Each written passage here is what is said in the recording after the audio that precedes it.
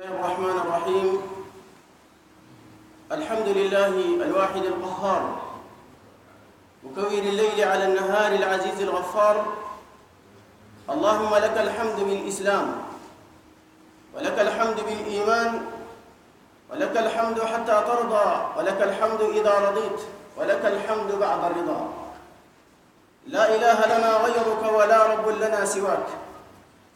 ربنا جل في علاه وتقدست أسماه. ثم أصلي وأسلم على صاحب الحوض المورود واللواء المعقود، نبي هذه الأمة، صاحب الرسالة العصماء، نبينا وحبيبنا وقائدنا وقدوتنا محمد بن عبد الله، عليه من الله أفضل صلاة وأتم تسليم. ثم أما بعد، أيها الجمع الكريم، أحييكم بتحية الإسلام الخالدة وبتحية أهل الجنة في الجنة، ألا وهي السلام عليكم ورحمة الله وبركاته. سلام حكى في الحسن درا وجوهرا، أحيي به الأكوان مسكا وعنبرا، أحيي به ذاك المحيا، وإنما أحيي به وجها من النور صورا.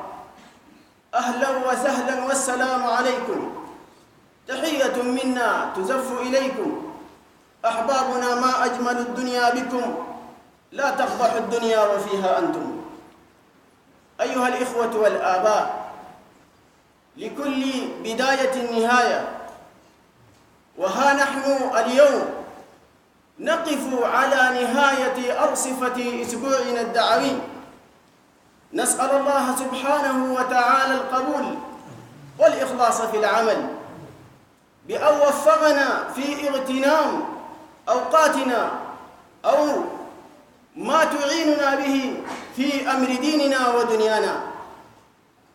كما نشكر الجميع وكل من ساهم في هذا الأسبوع الدعوي بنفسه وماله. نسأل الله عز وجل أن يكتب له القبول والسداد.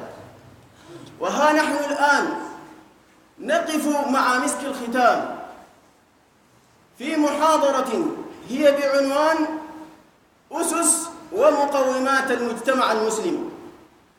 يحاضرنا فيها كل من الشيخين الجليلين الدكتور كمال كمون، الأستاذ بالمعهد العالي للدراسات الإسلامية، والأستاذ بكلية دلتا، وإمام وخطيب مسجد 31 الصحافة.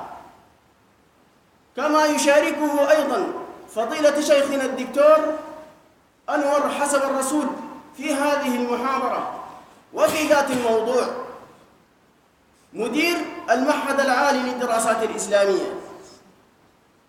كما نرجو من شيخنا الدكتور كمال كمون أن يتفضل ويقيم هذه المحاضرة. نسأل الله عز وجل أن يكتبها له في ميزان حسناته. فليتفضل شيخنا الدكتور كمال كمون مجزيا مشكورا.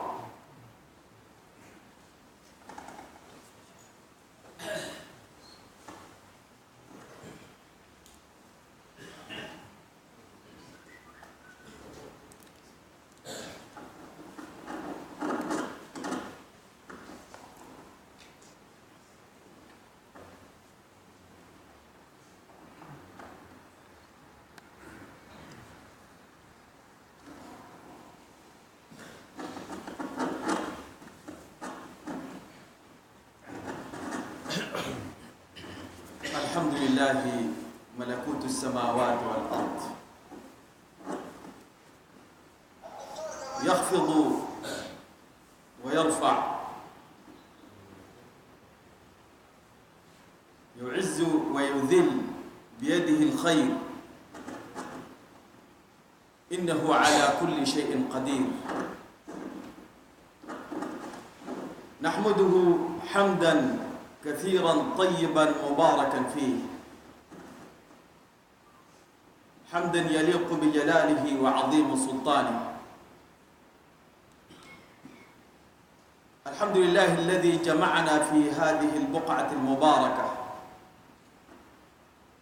أسأل الله تبارك وتعالى بأسمائه الحسنى وصفاته العلى أن يجعلني وإياكم من أهل الحق والتقى،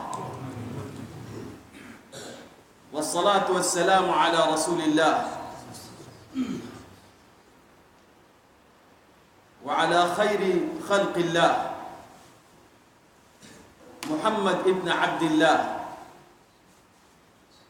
وعلى آله وصحبه الطيبين الطاهرين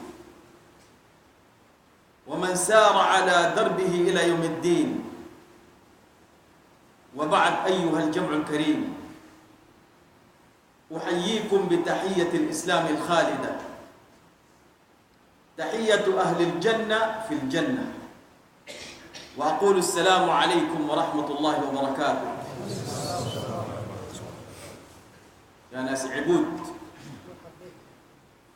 أحييكم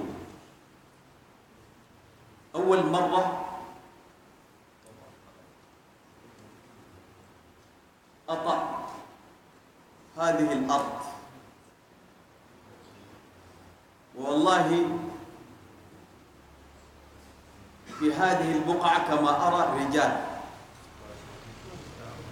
أسأل الله سبحانه وتعالى كما جمعنا في هذا المسجد المبارك، مسجد شيخ بل الخضر، أن يجمعنا في مستقر رحمته مع النبيين والصديقين والشهداء والصالحين، وحسن أولئك رفيقا. جاء هذا العنوان مناسبا لما نعيشه الآن في هذا العصر من فساد وضلال في المجتمع المسلم، فساد ديني وفساد اجتماعي وفساد اقتصادي وفساد أخلاقي وفساد تربوي وفساد في الشارع المسلم وفساد في المواصلات، فساد في المؤسسات، فساد في المدارس والجامعات، فساد في كل المجتمع المسلم. نسأل الله تبارك وتعالى السلامة والعافية. الحل شنو يا جماعة؟ ظهر الفساد في البر والبحر بما كسبت أيدي الناس ليذيقهم بعض الذي عملوا لعلهم يرجعون. قل سيروا في الأرض فانظروا كيف كان عاقبة الذين من قبل كان أكثرهم مشركين. فأقم وجهك للدين القيم من قبل أن يأتي يوم لا مرد له من الله يومئذ يصدعون. من كفر فعليه كفره ومن عمل صالحا فلأنفسهم يمهدون ليجزي الذين آمنوا وعملوا الصالحات من فضله إنه لا يحب الكافرين. إخوة الإسلام، هذا الوضع الذي نعيشه الآن في العالم الإسلامي عامة وفي السودان خاصة شبيه بالوضع الجاهلي قبل مبعث النبي صلى الله عليه وسلم.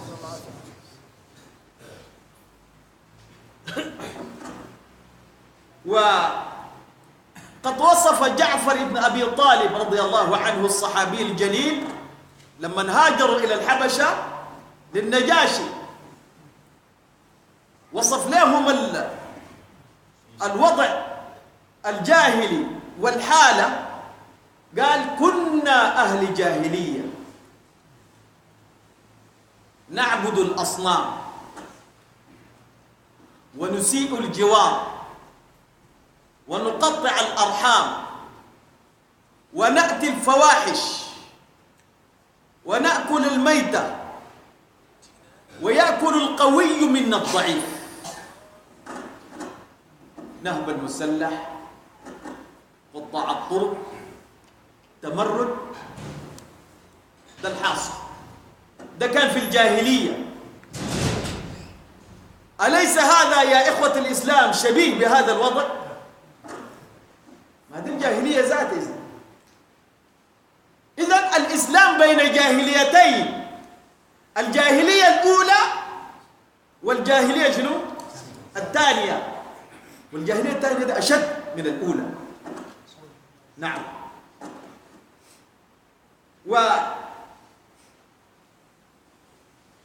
ووصف جعفر بن أبي طالب هذا الوصف، ويمكن أن نقسم هذا الوصف إلى 3 أقسام. الناحية الدينية، الناحية الدينية كانوا يعبدون الأصنام،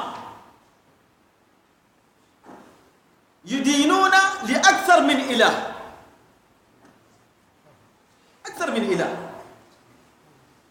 لما سئل حسين والد عمران رضي الله عنهما قبل ما يدخل الإسلام، النبي صلى الله عليه وسلم سأله قال له كم إلها تعبد؟ قال له 7،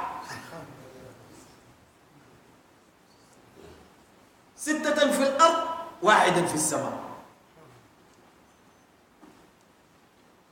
قال له من لرغبتك ورهبتك؟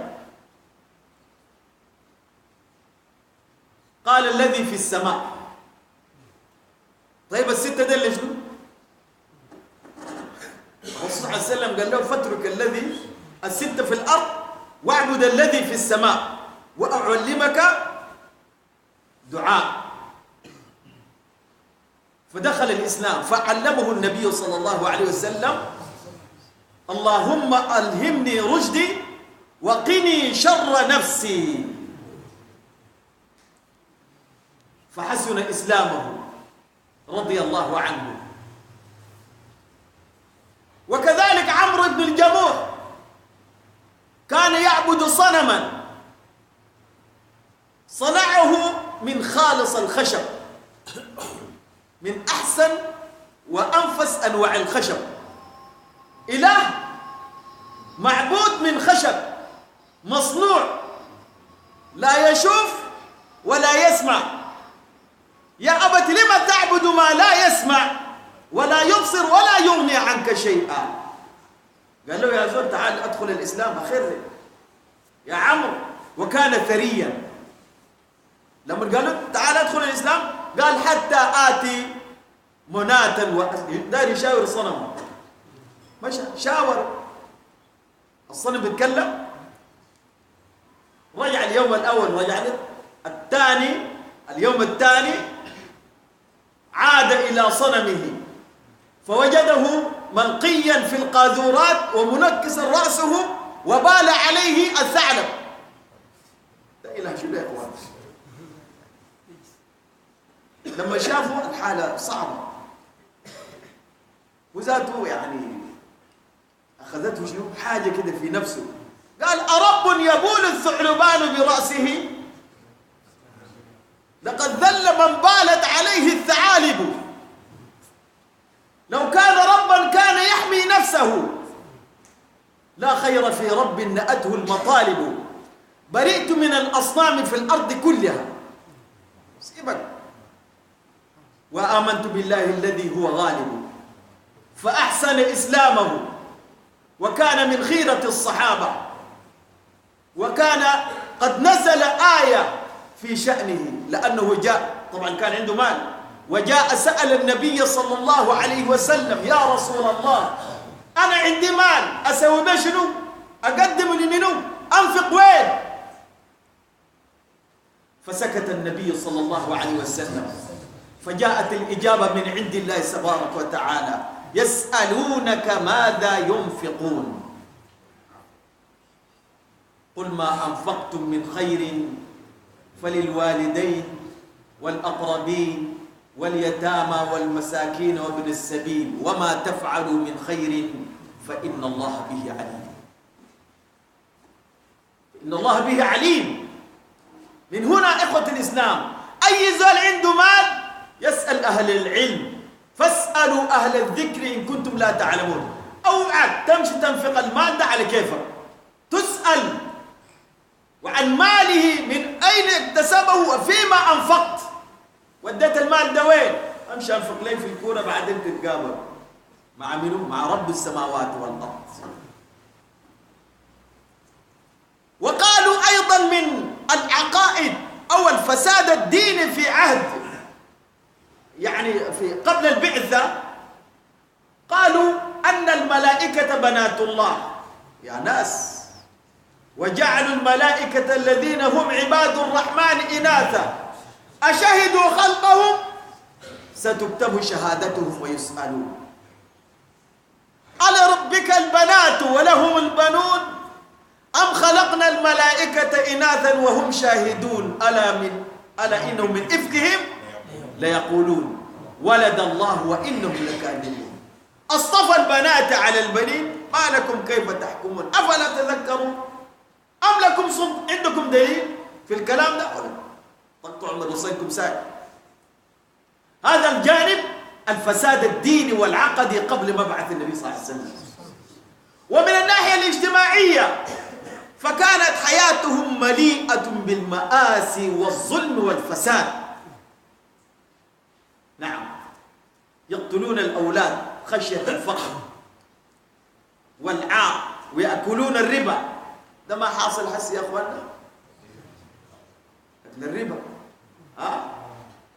ولا حق للمرأة من الميراث والأطفال، وكانوا يقطعون الأرحام ويسيئون إلى الجار كما قال جعفر بن أبي طالب رضي الله عنه.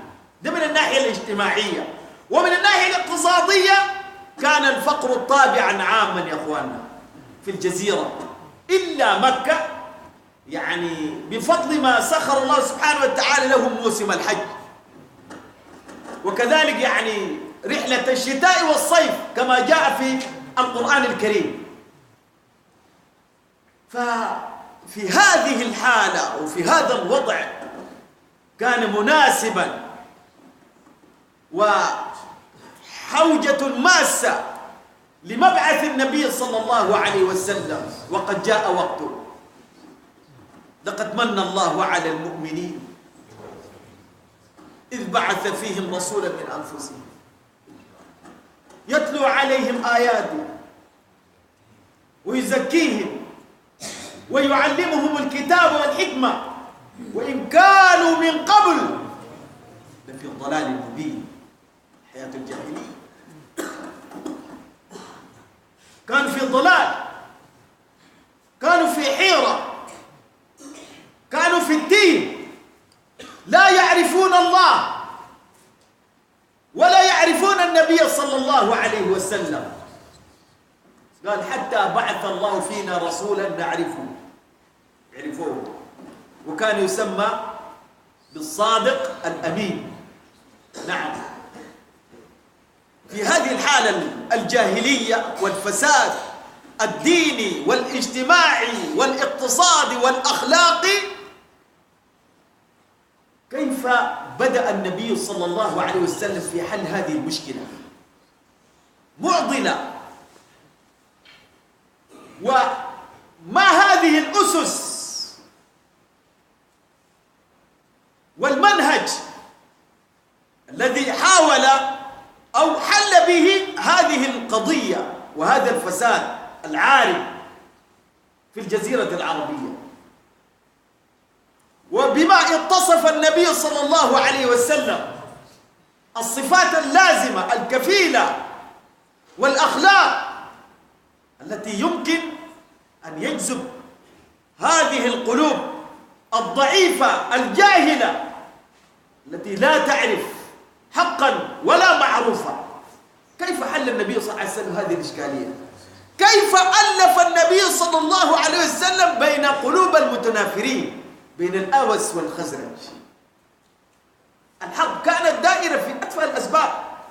كيف حل النبي صلى الله عليه وسلم هذه المشكلة؟ أول ما بدأ به التوحيد.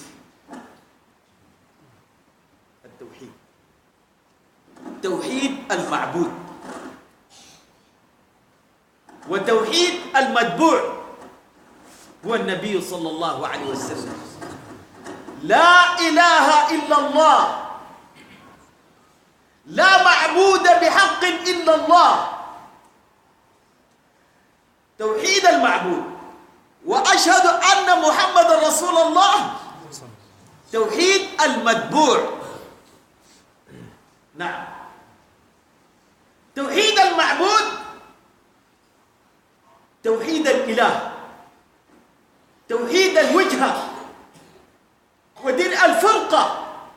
أأرباب متفرقون خير أم الله الواحد القهار؟ ما تعبدون من دونه إلا أسماء سميتموها أنتم وآباؤكم ما أنزل الله بها من سلطان. توحيد المعبود. قولوا لا إله إلا الله تفلحوا. أنا أصدق كلام شنو يا رسول الله؟ أنت جيتنا بكلام جديد. أجعل الآلهة إلها واحدا إن هذا لشيء عجاب. هكذا بدأ النبي صلى الله عليه وسلم دعوته بالتوحيد، لأن الشرك هو سبب الضلال، وهو سبب الفساد، وهو سبب الفرقة، وهو سبب التنافر، وهو سبب شنو؟ القتل. سبب القتل والحرب. وكل مصيبة في هذه الأمة سببها الشرك بالله سبحانه وتعالى. نعم. الكلام ده كان وين؟ قبل ما بعث النبي صلى الله عليه وسلم. طيب، قد يقول قائل إن في الجاهلية أصنام كانت تعبد من دون الله سبحانه وتعالى، طين منحوت ومن خشب، لكن ليس لدينا أصنام في هذا العصر. شفت لكم صنم منحوت من طين يعبد من دون الله؟ شفت لكم صنم منحوت من خشب يعبد من دون الله سبحانه وتعالى؟ طيب، لماذا هذا التفرق؟ ولماذا هذا الاقتتال؟ ولماذا هذا الفساد؟ ولماذا هذا الضلال والبعد؟ وين التآلف؟ وين التحابط؟ وين الوحدة؟ وين التعاون؟ لماذا؟ إخوة الإسلام، أقول يا أخي الكريم، الأصنام تتنوع صورها وتتعدد أشكالها. أيوة. والشيطان حريص في إضلال المسلمين بخطط وخطوات مرسومة رسمها منه؟ رسمها هو. والشيطان يا أخي اتكلم مع رب العزة والجلال. انت شنو يا زلمه؟ انت عامل شنو؟ ولا بتعمليش. الله يجرك لما يكبك في الهاوية. نعم. إذ ليست الأصنام مجرد أحجار وأشجار يا إخوة الإسلام. إذ الصنم قد يكون مال، والمال صنم معبود من دون الله تبارك وتعالى، كما قال الحسن البصري رحمه الله: لكل أمة صنم، وصنم هذه الأمة الدينار. طيب، ما الحاصل يا أخوانا؟ كده يخلوا العالم برا. تعالوا السودان، الأموال المنهوبة والمختلسة من المؤسسات الحكومية والمنظمات والكتل الحاصل في طرق شوارع دارفور وكذا. السبب شنو يا جماعة؟ ما المال. الناس دار المال، الناس يعبدوا المال، عبادة المال. في ماذا التفرق والاقتتال؟ في ماذا الخصومة الحاصلة بين المسلمين؟ ماشي؟ طب المال ذاته يا اخوان معبود من دون الله تبارك وتعالى. وقال الحسن البصري رحمه الله، قال والله لقد عبدت بنو إسرائيل الأصنام بعد عبادتهم للرحمن بحبهم الدنيا. الدنيا شنو؟ في دنيا غير مال؟ ما الدنيا هو المال ذاته. انت عندك مال معناه خلاص عندك أي شيء تملك. نعم. ولذلك يقول النبي صلى الله عليه وسلم في حديثه الصحيح يا أخوة الإسلام: تعس عبد الدينار، تعس عبد الدرهم، تعس عبد القطيفة، تعس عبد الخميصة، تعس عبد الخميلة. شنو تعس عبد الدرهم عبد الدينار؟ ديل عبد الدرهم والدينار، عبدوا عبادة خلاص.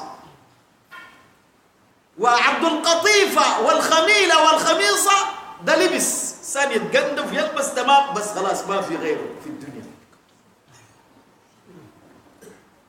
ما يلبس في السودان يرسل يخيطوا له هناك، ما يلبس يخيط هنا ليش؟ نعم. وكذلك من المعبودات يا اخواننا زينة البيوت والزخرفة.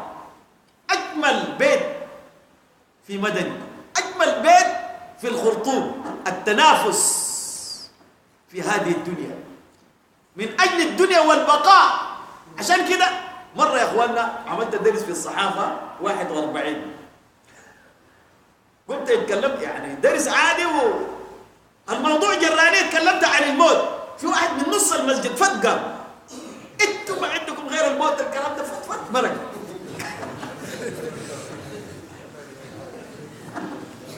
لأن الإنسان اللي بيحب الدنيا ما بيحب الموت.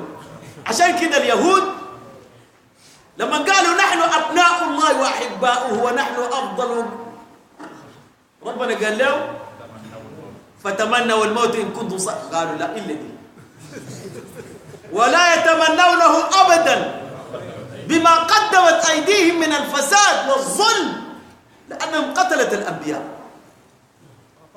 أيوة ما بيحبوا الموت.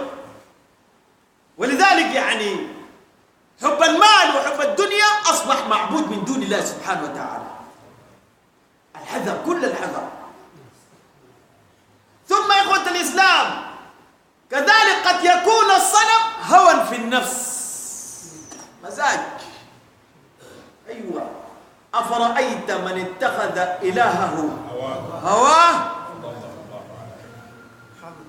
نسأل الله تعالى السلام. نعم. فالصنم ما يكون منحوتا من حجر أو خشب، وأشده ما يكون منحوتا في القلب. إخوة الإسلام، ابن القيم كلام نفيس في هذا، قال إن التوحيد واتباع الهوى متضادان. إن التوحيد واتباع الهوى متضادان، أصلا ما يمشي اثنين سوا. نعم. فإن الهوى صنم، ولكل عبد صنم في قلبه بحسب هواه، بحسب هواه. في ناس بيحبوا الكورة، صنم. الكورة صنم، صح يا شيخ البلة؟ شيخ ذاته هيوافقني في الحتة دي، أنا بمشي غيرته شيل شيلتك. الكورة صنم معبود من دون الله سبحانه وتعالى. وكذلك يا اخواننا الكورة، ليه كورة صنم؟ أنا والله في المسجد يا اخواننا أعرف إذا في مباراة من غير ما أسأل ولا يوروني أسأل، لأن الصف يكون ناقص، الصف الأول حيكون ناقص. أيوه، أليس هذا صدق؟ تعبد من دون الله سبحانه وتعالى. كذلك من الأصنام الجديدة الواتساب، كذلك الكوتشينة والضمنة والمسلسلات والأفلام الخليعة السرية والأغاني والسحر. السحر يا ناس اتقوا الله، السحر صنم. أيوة، الساحر يقتل قتل ردة، لا يصلى عليه ولا يدفن في مقابر المسلمين. نعم، لأنه يستعين بالشيطان حتى يؤذي المسلمين. ومن السحر ما يذهب العقل وما يفرق بين الأحبة، بل يجعله كالوحش يعيش في الخلا براو، لأنه هذا سحر الإبعاد. هناك سحر القتل، يموت بالسحر. ثم إخوة الإسلام، الكورة اليوم أنا أشدد في هذه المسألة. إله معبود، والإله ما تأله القلوب محبة وتعظيما وإجلالا، يخاصم من أجله ويدافع ويدفع الأموال الطائلة من أجل الكرة، من أجل الكرة. نعم، لا يا أخي، هذا المال مال الله تبارك وتعالى، أنت أمين فقط. ربنا قال لك يا إخوانا، كون ربنا سبحانه وتعالى يديك مال، هذا امتحان تسأل عن هذا المال يوم القيامة. وكذلك إخواني، قد يكون الصنم زعيما حزبيا أو سيدا متبعا تبعية عمياء. أيوه، نعم، اتباع الزعماء والاتجاهات والأفكار. ومن المشاهد القرآنية التي ذكرها الله تبارك وتعالى ما يكون يوم القيامة شيء عظيم. أي متبوع يتبرأ من التابع، الله يتبرأ أص ما يعترف. ولو ترى إذ الظالمون موقوفون عند ربهم يرجع بعضهم إلى بعض القول، يقول الذين استضعفوا للذين استكبروا لولا أنتم لكنا مؤمنين. والله لو ما أنتم كان دخلنا الجنة، لكن أنتم ضللتونا. وقال الذين استكبروا للذين استضعفوا أنحن صددناكم عن الهدى بعد إذ جاءكم بل كنتم مجرمين. والله أنتم كلكم كنا في الهوى سوا، أنه ماكم. وقال الذين استضعفوا للذين استكبروا بل مكروا الليل والنهار إذ تأمروننا أن نكفر بالله ونجعل له أندادا وأسروا الندامة لما رأوا العذاب وجعلنا الأغلال في أعناق الذين كفروا هل يجزون إلا ما كانوا يعملون. ويوم يعض الظالم على يديه يقول يا ليتني اتخذت مع الرسول سبيلا، لأنه كان ماشي براو، ما كان يتابع النبي صلى الله عليه وسلم، يتبع الزعيم والسيد والشيخ، ماشي وراه فقط، تبعية عمياء ضنب. ما عندك مخ انت، ايش ساكت؟ ما عندك عقل؟ شلتك. ويوم يعض الظالم على يديه وإذ يتحاجون في النار، محاججة في النار. فيقول الضعفاء للذين استكبروا إنا كنا لكم تبعا فهل أنتم مغنون عنا من عذاب الله من شيء؟ قالوا لو هدانا الله لهديناكم سواء علينا أجزينا أم صبرنا ما لنا من محيص. والله يهدم قدامه يا مش ما في طريق. ها يوم تقلب وجوههم في النار يقولون يا ليتنا أطعنا الله وأطعنا الرسول وقالوا ربنا إنا أطعنا سادتنا وكبراءنا فأضلونا السبيل ربنا آتهم ضعفين دبل من العذاب والعنهم لعنا كبيرا. وبرزوا لله جميعا وقال الشيطان لما قضي الأمر إن الله وعدكم. شفت بعد ما ضلل الناس وداهم الداهية بقى خلاص وضح. وقال الشيطان لما قضي الأمر إن الله وعدكم وعد الحق وعدتكم فأخلفتكم وما كان لي عليكم من سلطان. أنا أجبرت واحد بعكاز ما أنتم مرحبا إلا أن دعوتكم فاستجبتم لي فلا تلوموني ولوموا أنفسكم. بس ما تلوموا منو؟ أنت شفت الشيطان ما نطق. والله أنا زاد أقول لهم مالك يا زلمة ما أنت ماشي ساكت عقلك وين؟ ربنا قال ولقد كرمنا بني آدم وحملناهم في البر والبحر.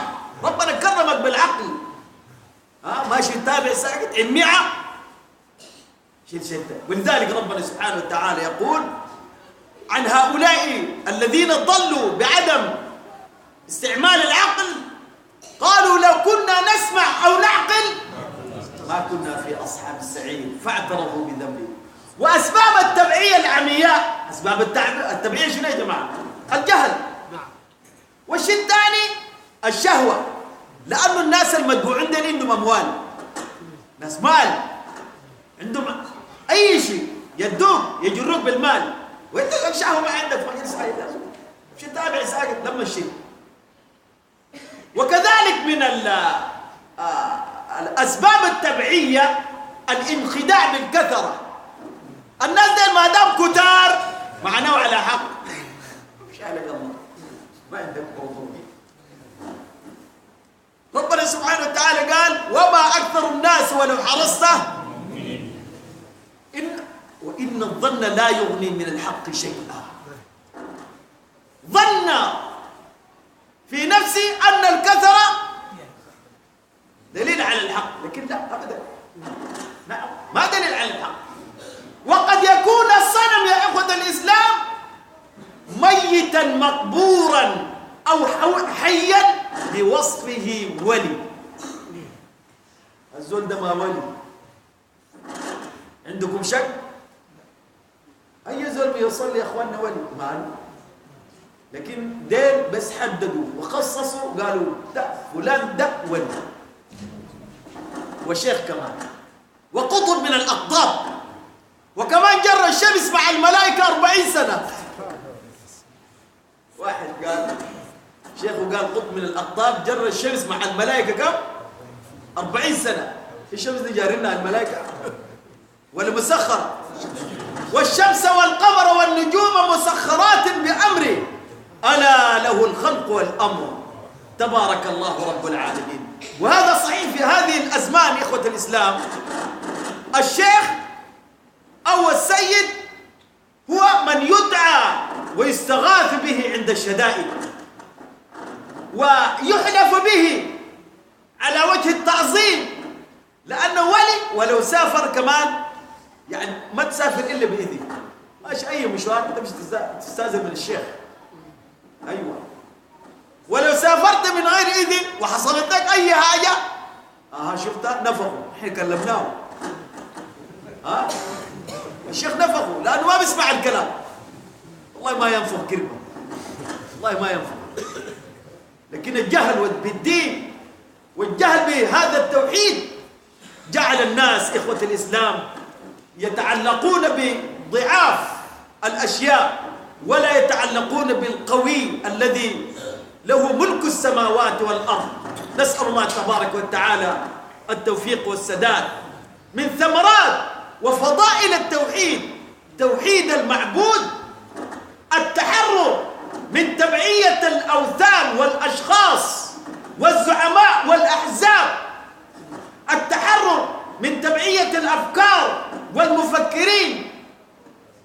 ولذلك يا إخواننا كذلك يعني من فضائل التوحيد يعني استقرار الأمن. الذين آمنوا ولم يلبسوا إيمانهم بظلم أولئك لهم الأمن وهم مهتدون. نعم، ولذلك ربنا سبحانه وتعالى يعني أمرنا بالتوحيد، أدانا الخيار، ولكن للأسف منهم من آمن به ومنهم من صد عنه، وكفى بجهنم سعيرا. المشرك لا يدخل الجنة إطلاقا. إن الله لا يغفر أن يشرك به ويغفر ما دون ذلك لمن يشاء، ومن يشرك بالله فقد ضل ضلالا بعيدا.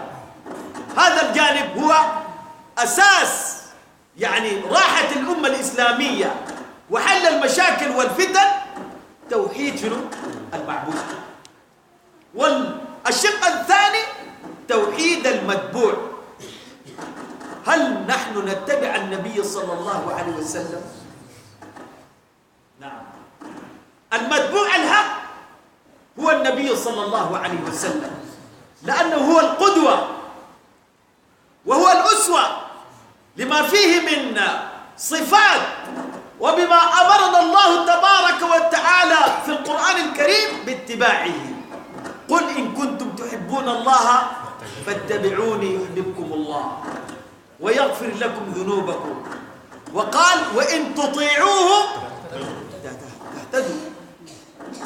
هداية، نعم، هداية واستقامة على الدين وراحة النفس. نعم، ولأنه المرسل من عند الله تبارك وتعالى. قال الحارث ابن علي الحسني رحمه الله: لقد تدبرت فرأيت أكثر مشاكل العالم المتبوع.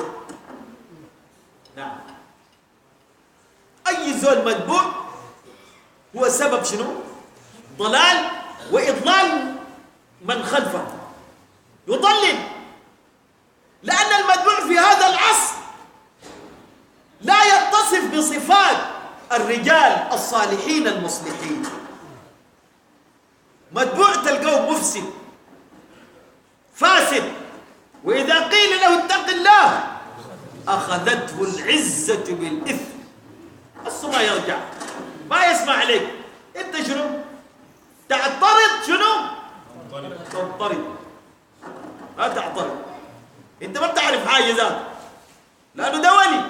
لو شرب خمرة ما تقول ده خمر، أسكت، لأنه عنده لبن.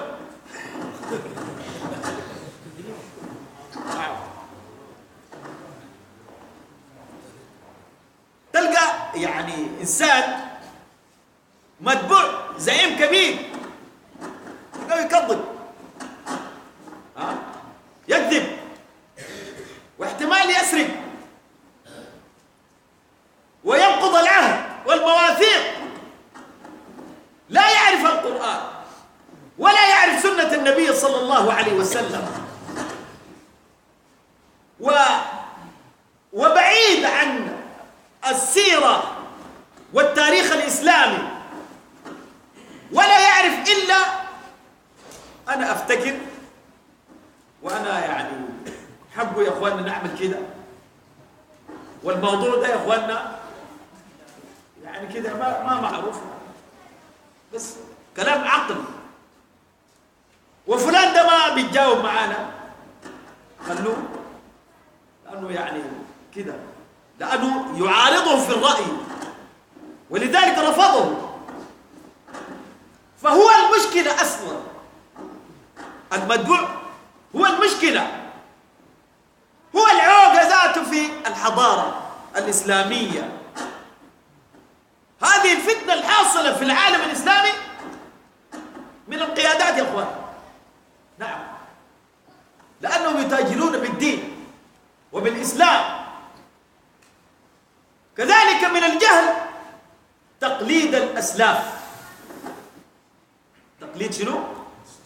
الأسلاف، الناس اللي ماتوا زمان نقلدوا. وإذا قيل لهم اتبعوا ما أنزل الله قالوا بل نتبع ما ألفينا عليه آباءنا. نعم.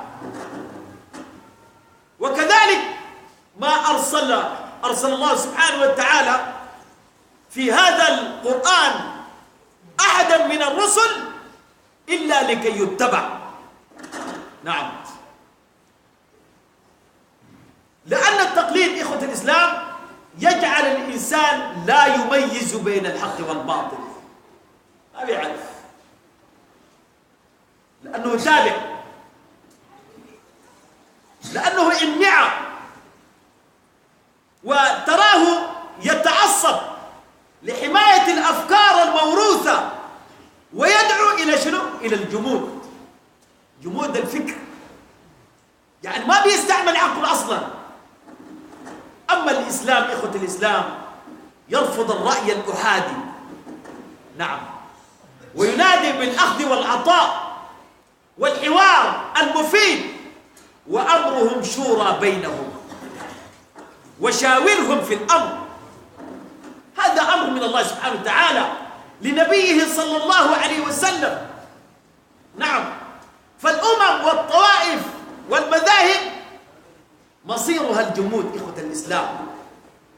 فالأمم لأنها متخلفة، طوائف متخلفة، أحزاب لا تعرف الله تبارك وتعالى، لأنها لا تقوم على أساس ثابت، إنما على الأفكار البشرية.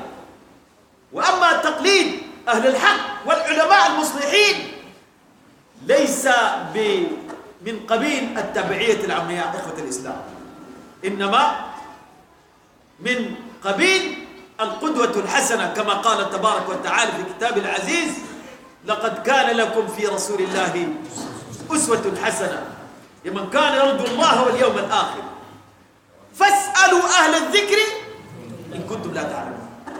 أمر الله سبحانه وتعالى أن نسأل العلماء، ولذلك يقول: إنه من يعش منكم فسيرى اختلافا كثيرا. نعم، فعليكم شنو؟ بسنتي وسنة الخلفاء الراشدين المهديين من بعدي، تمسكوا بها وعضوا عليها بالنواجذ. وقال صلى الله عليه وسلم، قال: هناك دعاة على أبواب جهنم من أجابهم إليها قذفوه فيها.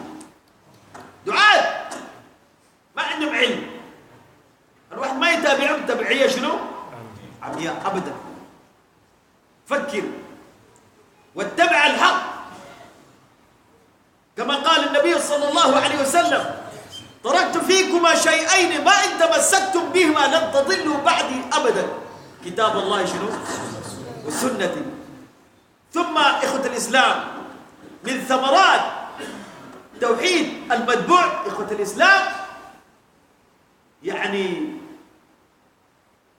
نجاة لهذه الأمة في الدنيا والآخرة.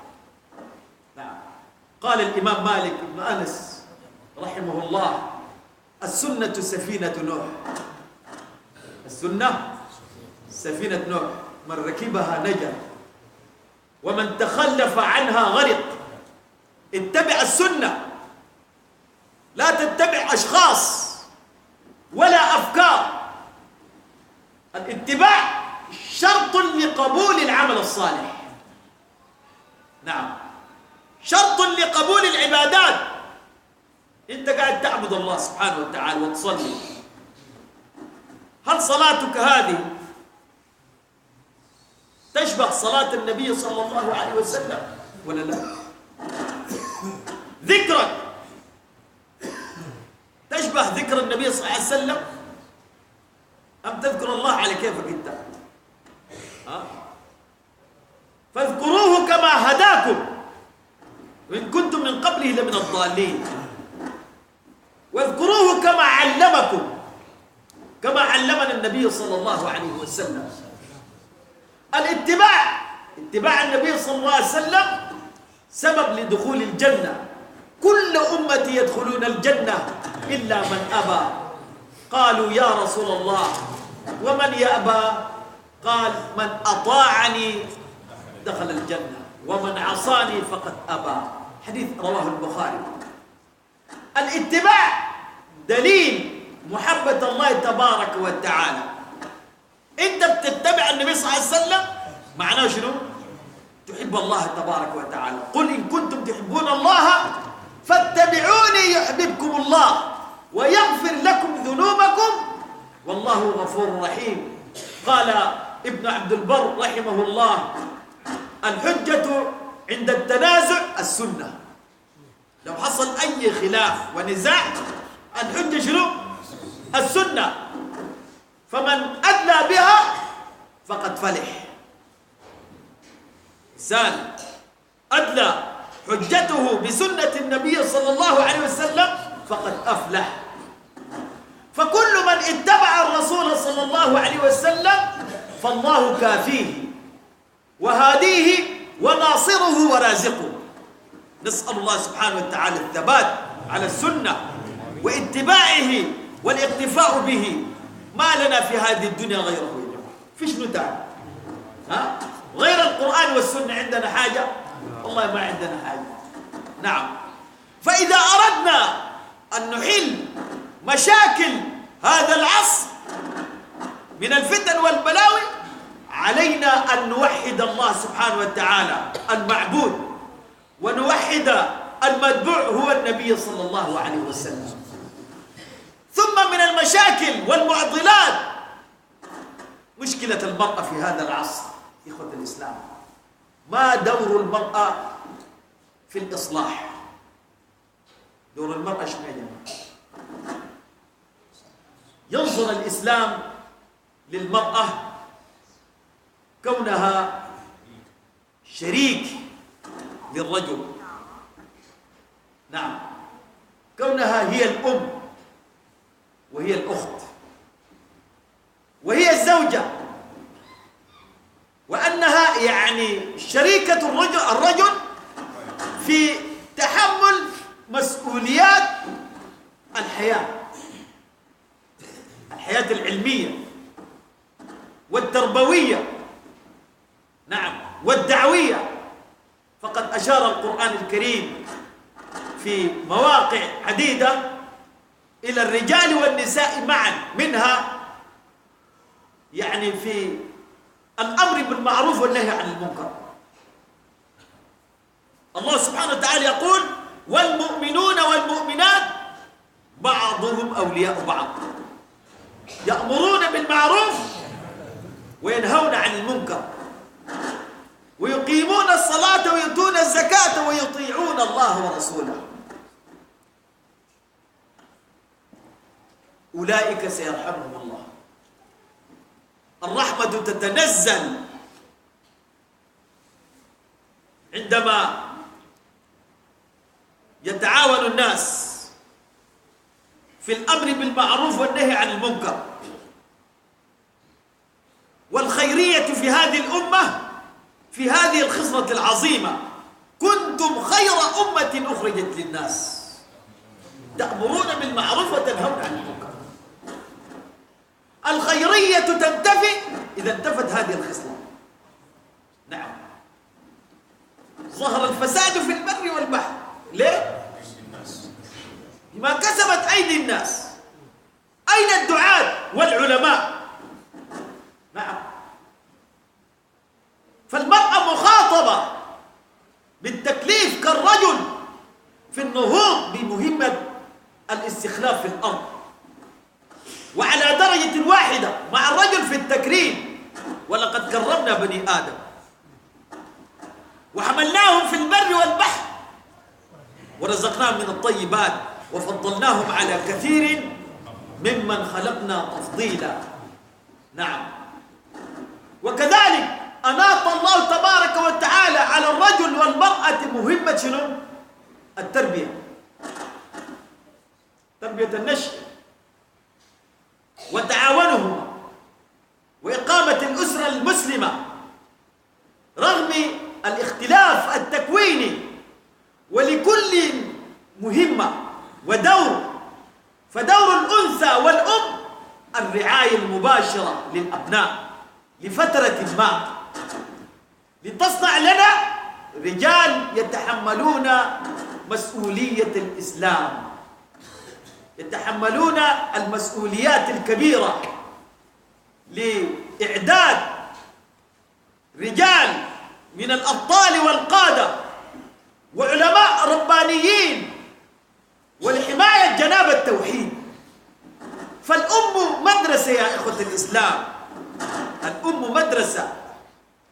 يذكر عن الإمام مالك رحمه الله قال: كانت أمي تلبسني الثياب، تلبسني الثياب وتعممني وأنا صبي صغير، قدر شوف عليه ما شاء الله تبارك الله. قال: وتعممني وأنا صبي. الأم تلبسه وتسرح له وتوجهه لمنو؟ إلى ربيعة ابن أبي عبد الرحمن، وتقول: يا بني ائت ربيعة أو ائت مجلس ربيعة فتعلم من سمته وأدبه قبل أن تتعلم من حديثه وفقهه. نعم، تعلم الأدب والأخلاق والسمت الحسن من العلماء ومجالسة العلماء، مش واحد يمشي يقرأ لك مطوية أو مطويتين يقوم في المنبر يسيء على الناس ويكفرهم، أو يسيء على العلماء والدعاة الربانيين الذين جلسوا ودرسوا فترة 40 أو 50 سنة، وفك في شهر واحد يضل لك العلم ده كله. مطوية شنو؟ المطوية رسالة صغيرة، رسالة. الإمام مالك هي من ذاته يا جماعة،